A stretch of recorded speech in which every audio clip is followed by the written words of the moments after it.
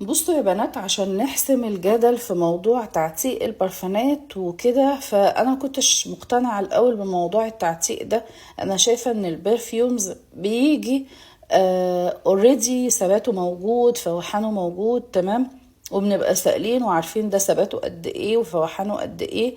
فعايزه اقول لكم بعد تجارب، وان انتوا سالتوني كتير في موضوع التعتيق ده، فجايه اقول لكم ان دي تجربتي في موضوع تعتيق البرفيومز، واللي انا حاسه انها فعلا فرقت في ثباته.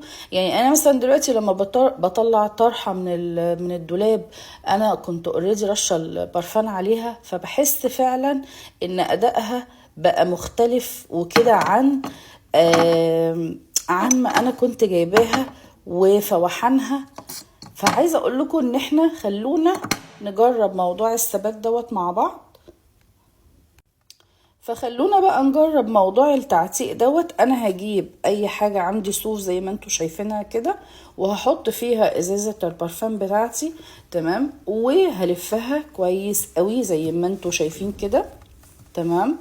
موضوع الصوف دوت بيفرق يا جماعة في التعتيق. انا هلفها كويس قوي زي ما انتوا شايفين كده، وبعدين بقى يا بنات هحطها في مكان كده في الدولاب، بس طبعا هراعي انها ما تبقاش مايله او كده.